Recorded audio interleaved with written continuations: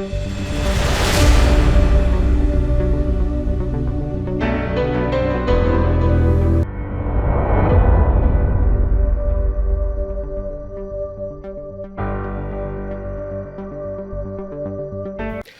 thank you so much for joining us, and welcome to this special interview where we are looking at government in the past 2 years. And today we'll be looking at the Ministry of Local Government and Rural Development. My name is Amos Zulu. I am joined by Minister of Local Government and Rural Development, Honorable Gary Nkombo. Welcome to this interview, sir.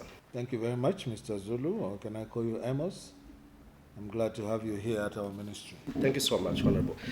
For those that might not know your ministry, kindly just give us a brief of the mandate of your ministry and how it speaks to the development plans. Thank you very much, Amos. Our ministry has a very large mandate, which is drawn from Government Gazette number 1123 of 2021, and it involves the following: to promote an effective local governance system and facilitate the delivery of municipal services and infrastructure development through local authorities or councils in order to effectively and also efficiently contribute to the sustainable socio-economic development. At B, we have a mandate to provide an oversight and the implementation of devolved functions. As you know, we have walked the talk of the decentralization via devolution of power from the center to the district and sub-district structures, so we provide that oversight. We also facilitate for rural development and also customary affairs for improved quality of life and economic well-being of our citizens in the rural areas as well as the urban areas. And also we work towards decreasing or reducing the social inequalities. So, we are looking at the success of the UPND government in the past 2 years. Are you able to highlight to us what your ministry has scored in the past 2 years? Yes, with pleasure. The following report will give you a detail of the priorities and also the achievement of the ministry that we think we have scored through our self-assessment toolkit through the UPND New Dawn government for the last 2 years from August 2021 to date. The ministry's key priority areas include the alignment of the sustainable development goals that are global, and at A, rural development, the development and coordination of a framework to harmonize interventions that foster reduced inequalities and improve standards of living in the rural areas and communities. We also have targets to provide physical infrastructure to support rural development, such as crossing points in rural connectivity feeder roads. We also have accelerated, as you know, the Constituency Development Fund, which has been broadened by size and also by extent, and we are strengthening the implementation of all the components of the Constituency Development Fund for enhanced public service delivery. Customary governance, we're also promoting the welfare of chiefs as key stakeholders in our socio-economic agenda in order to reduce poverty, and also promote environmental sustainability. We are also very involved in policy as well as legislation, and we are reviewing and developing all the relevant policy and legislation in order to support the decentralization agenda. We are also involved in solid waste management, an area that has been very troubling for the country because no one in the past has actually placed a lot of attention to solid waste management. And this is an area of target to provide an enabling environment for solid waste management services to the public. We are also involved in human settlement development. We have started the formulation of the integrated development plans for sustainable cities and also communities and our societies.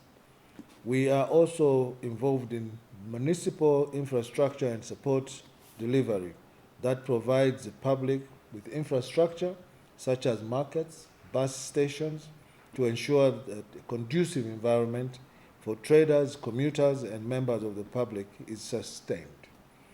We are also involved in construction and rehabilitation of roads as well as crossing points to enhance motorability and accessibility of places in our country.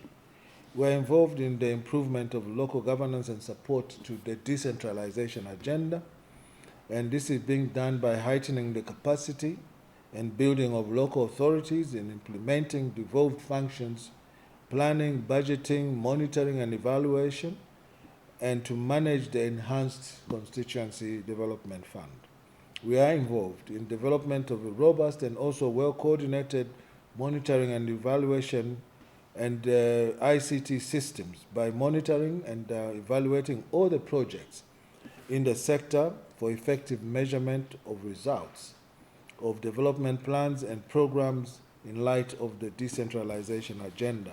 We are also promoting, as I said earlier on, the ICTs. Thank you. Honorable Minister, let us now talk about CDF. It was increased from 1.6 million kwacha to now 28.3 million kwacha. This is the flagship of your government. How is this helping in the national development? Well, we have treated the Constituency Development Fund as the UPND New Dawn government's flagship program. What I mean by that is that we have anchored on the CDF just the way we have anchored on the free education policy as agenda items for our government that will see the hastened or quickened transformation of our people. And as you said it, before we took office in 2021, the Constituency Development Fund was a paltry 1.6 million kwacha per constituency per annum, which 1.6 million kwacha sometimes was not even released from the budget.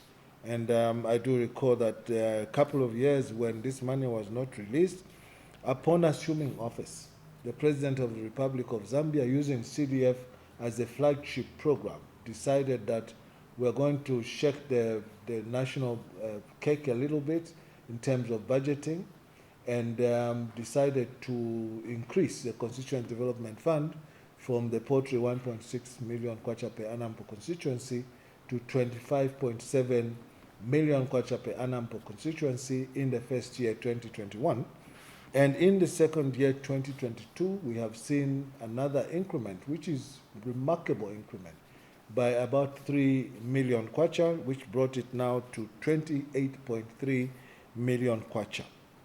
The components of this Constituency Development Fund is to say that a total of 5.5, in excess of 5.5 billion kwacha has been released to the Treasury for the Constituency Development Fund 2022 up to date, and 4 billion kwacha in 2022, 1.5 billion kwacha as of July 2023, while a total of 4.9, close to 5 billion kwacha has been disbursed to the constituencies. The following, colleague, are the achievements that have been recorded in the last 2 years. Under community projects, we have disbursed and utilized 5.7 billion kwacha, and the disaster response, we recorded 98 projects that came under disaster management or response projects. They have been implemented at a cost of 26 million kwacha, close to 29, under the boarding secondary school bursaries, which is something that the government deliberately decided to embark upon in order to alleviate the pressure that is coming from massive unemployment by our citizens, and to try and bridge in the gap of those who may have not gone through conventional education, which is the white-collar jobs. We decided that we're going to assist the parents with bursaries, and 39, close to 40,000 pupils have been supported at a cost of 123 million kwacha, 791, 204. Speaking about bridging in the gap between white-collar job demand and skills training or development, under the CDF, we have also got a benefit accruing to our youths across the country to a total tune of 84,600 youths who have been supported under the TEVET skills at a cost of 653 million kwacha, which is quite phenomenal. Mr. Zulu, we have also got a component of grants, which has seen 23,000, nearly 23,725 youths who are women, vulnerable communities.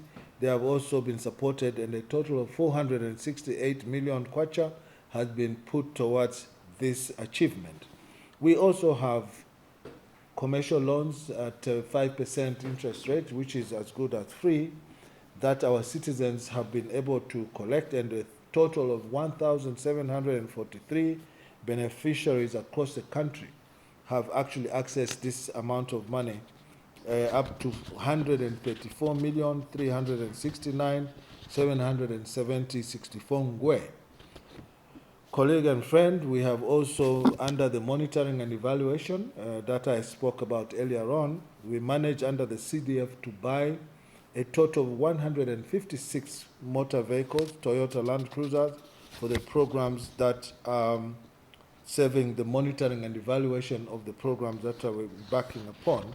And these 156 motor vehicles costed about 82,000 United States dollars.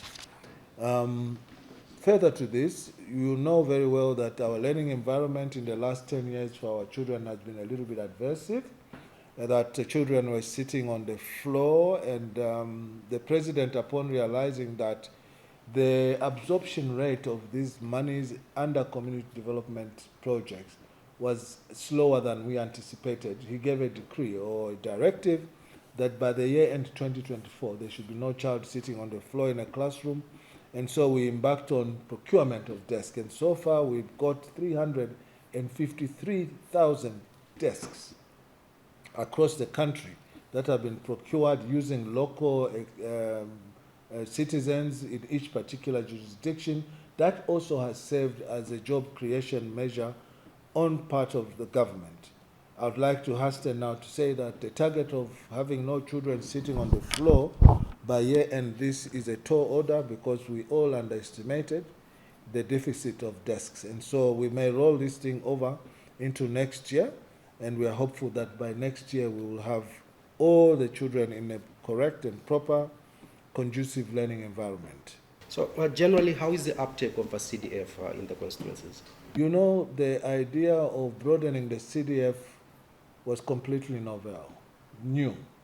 And so in the first year, you must understand that there are certain prerequisites that needed to have happened before actually the implementation of the CDF. So admittedly, the uptake was very slow because it included first formation of the WDCs, or the Ward Development Committees, which are the committees that are the prime movers of the identification of these projects. And so the establishment of these WDCs took a long time in 2022. Some were not established until about April, May. So it means that the first quarter of 2022 was basically vanquished. It was gone at the time when the constitution of these WDCs was done. That caused part of the delay in the uptake. And also we've suffered a few setbacks in terms of uptake because of legislative provisions.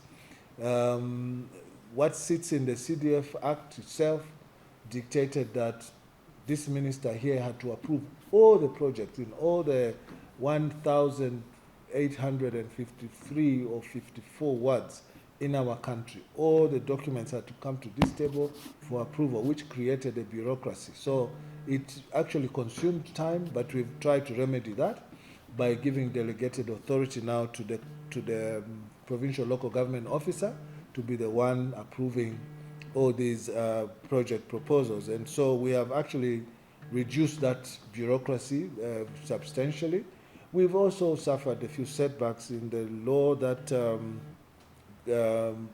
governs procurement. You know, procurement processes have been a little bit tedious, and the ZPPA Act continues to remain a hindrance in progress in terms of time management. Obviously, it was established to achieve certain things, but for a group of people like ours who are in a hurry to bring development to the people, we've identified the ZPPA Act and some of its provisions to be an encumbrance to smooth progress. So there's some review of these legislations. The CDF Act itself is being reviewed. The Public Finance Procurement Act is also created some challenges that the Secretary to Treasury also had to do some approvals of certain contracts and variations. We also suffered setbacks in terms of contracts because the Attorney General is still the one who's supposed to append signature on approval of all the contracts, something that we've addressed by making sure that we replicate presence of the Attorney General office at the province so that they can actually get a template of the contracts for easy execution. So yes, we have had a few challenges, but we are very ambitious and we are very positive that we're going to come over those challenges. Now, Honorable Minister, the President directed for sanity in bus stations and markets. How is your ministry ensuring that law and order continues to prevail? Well, I think it should be understood first that the president is a law-abiding citizen, and when we were campaigning to take office, we were campaigning on the platform of the restoration of the rule of law, that we are governed by law and then we are going to follow the law, and the law should not follow us. So yes, the president called for sanity, not only in markets and bus stations, but in the whole country. You remember that the democratic space had been closed. Even on the street, people could not wear things that they wanted to wear, that the desires of their hearts. They couldn't do that because the party that was in government then did not tolerate anybody who was divergent in their thinking, and let alone to wear party regalia that was different from theirs. You risked your life. So the president first pronounced himself to the fact that there ought to be sanity, there ought to be respect of human rights and freedoms, that people should be able to trade freely in the markets. Cadreism should be out of these places, but he did not say cadres should stop trading. I was very categorical on this matter, where he said cadres are welcome to go and trade in the market, but not to take over and assume the role of the local authorities or the councils.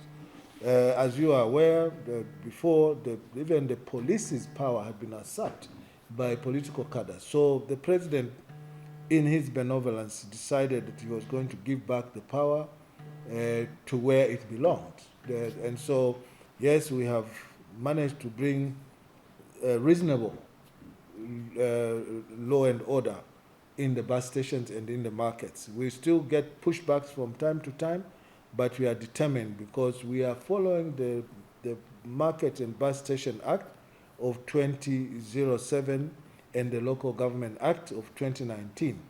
And so, as it is now, we have ushered the responsibility back to the local authorities to manage bus stations as well as markets, and to try as much as possible to eliminate any face that seems to be suggesting political influence in the markets.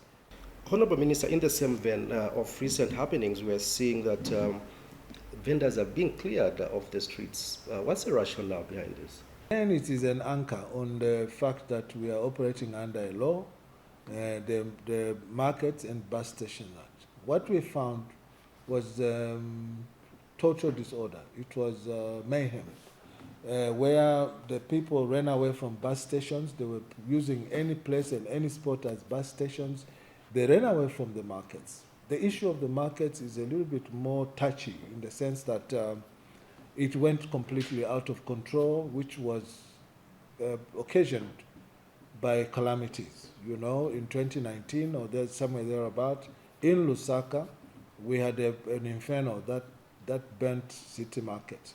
So in their wisdom, the Lusaka City Council decided that they were going to basically designate Lumumba Road South End and Freedom Way South End as market streets in order to accommodate those whose market stores had been gutted by fire in the inferno and consumed by the fire. Now, obviously, that provided an advantage to the people who were given this authority to go and trade in those two streets, that they now decided to just spill over in the whole CBD. And because that became the norm, the whole country, even those that did not suffer any setbacks such as the inferno that I'm speaking about, decided to vacate the markets. They left the markets. They all just went onto the street to sell anything and everything, consumables, foodstuffs,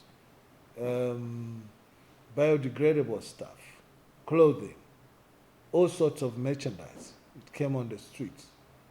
There was impunity. That even those who were legal owners of shops and businesses became swamped. People established in front of their shops. And we had to come to a point where we had to go back to normalcy.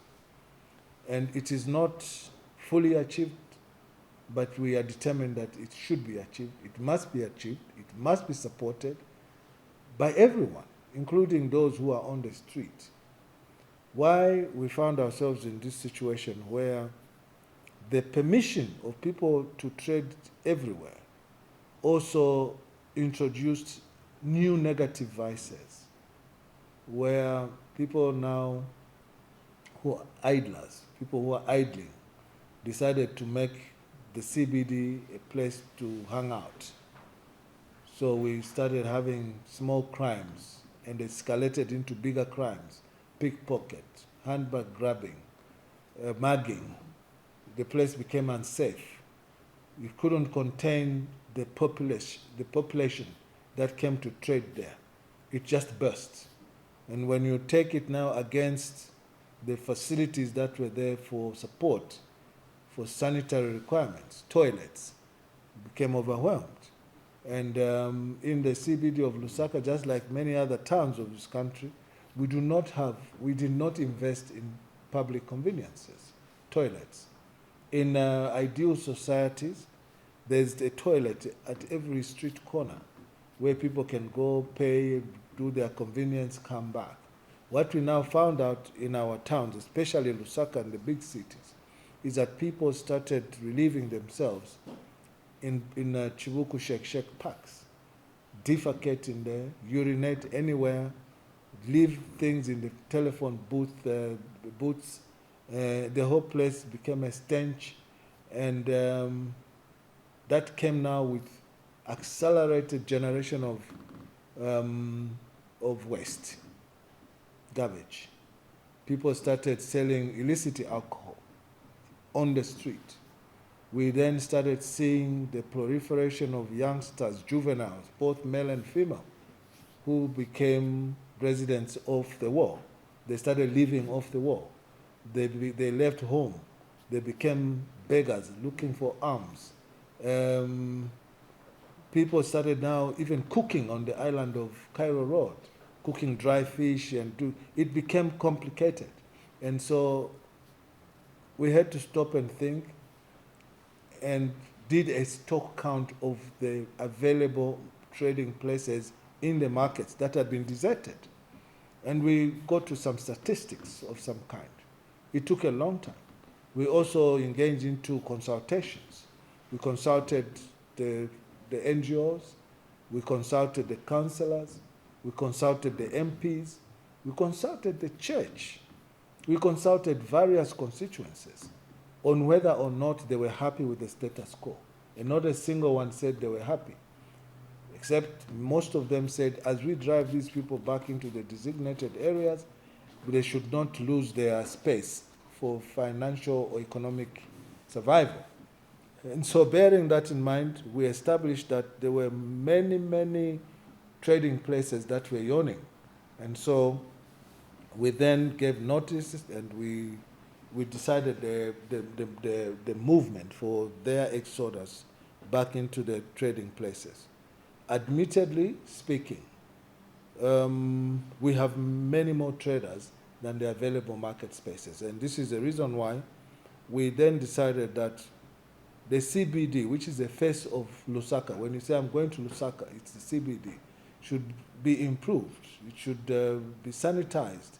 And so you can see that people are still basically allowed to trade in the locations, in the compounds. They are trading here, there, and everywhere. It is in recognition of the fact that they have to make a living. And don't forget that these people who buy in the CBDs also come from these locations. So the market can actually be transferred. Obviously, it may not be as booming as it ought to be, but sanity against disorder had to prevail. I also think that it is fair to put a statement such as what I'm about to say, is that in a nation, in a people's lives, even at domestic level, they say charity begins at home. There are things that you cannot put under compromise. And some of those, in no order of importance, include national state security, public order, public health. Those three you cannot even negotiate, because if we had an outbreak of a pandemic, such as waterborne cholera, the results of that would be too ghastly to contemplate. That's what I think. So I want to end this segment by saying there are things that you cannot negotiate in life. And public order is one of them, public safety is one of them, public health is one of them, national security is another one of them, among many things that are also protected by the establishment of the law. Honorable Minister, as we draw closer to the end of this interview, I would like you to address the cancer welfare across the country. Right. Thank you very much. We are in the process of actualizing devolution. And devolution means cascading power authority down to where it should be, to the people. And so we are coming from a background where, against the available work, people had been employed for patronage. We saw a bloated workforce. An example that I can give you is the employment of firemen in all the 116 districts. Even districts that did not have fire engines, you had 12 firemen just seated and playing draft.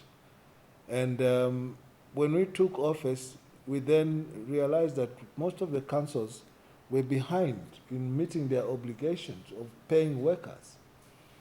Coupled with that, we have a strong and negative attitude problem among our citizens.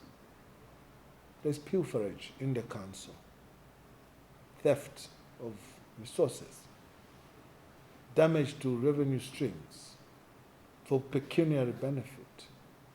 That we have proven beyond reasonable doubt.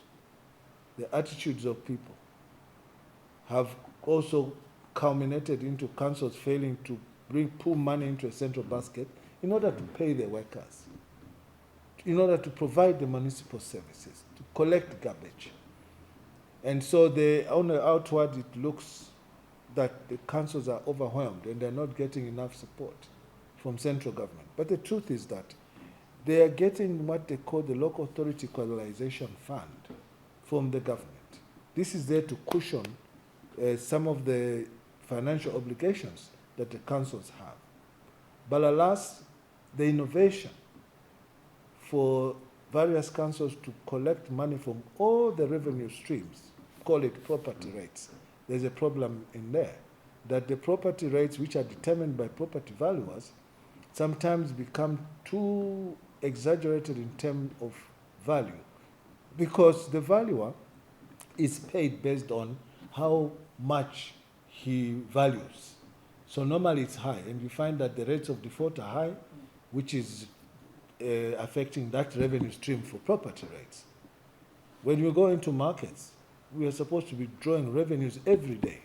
But because people are pushing back the digitalization of the migration to e-payment systems, they want physical cash. There are leakages.